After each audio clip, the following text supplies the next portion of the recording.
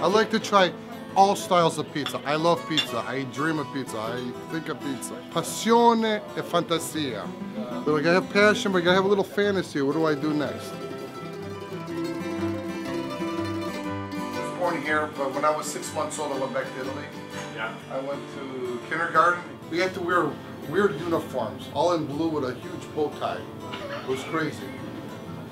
So that's what my connection. I used to go back every summer, and my mother and father had parents there, so I would go back to work at my grandfather's farm. At the age of 12, I would go with my father, in the pizzerias. I was kind of a troublemaker as a young kid, so on the weekend I go, hey, you troublemaker, you come with me.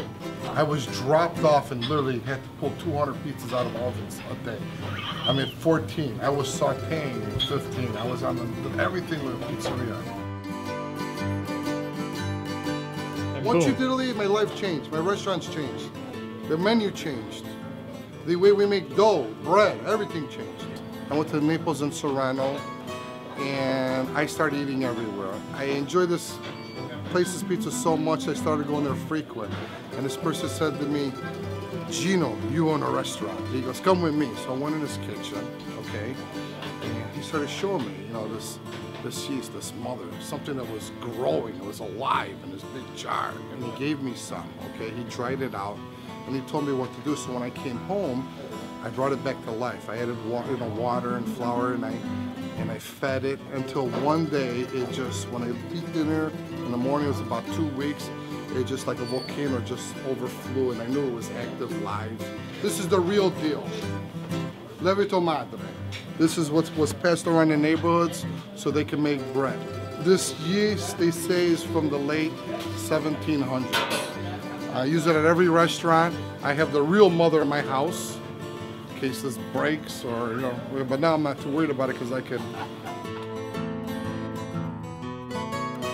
Being that I had this new dough, I have this nice Parmesan tomato sauce.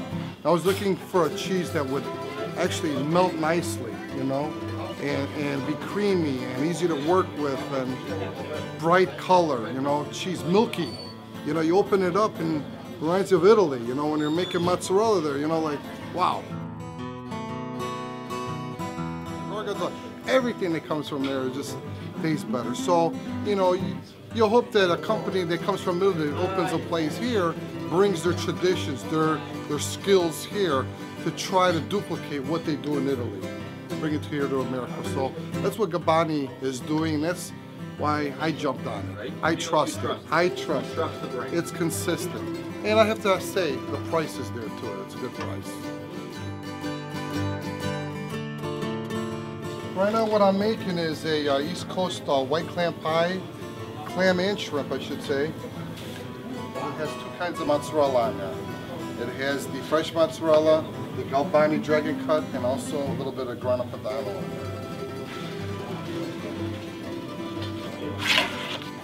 Wow, look at that.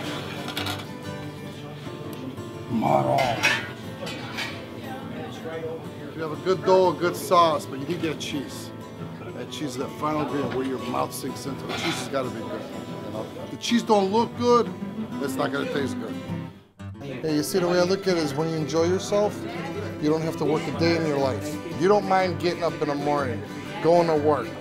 Food brings happiness to your heart. And that's what we try to do. With pizza, pasta, everything. So. Salud. Salud.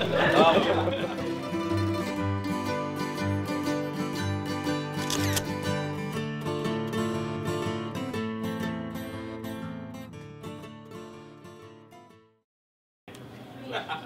Wow, that's good.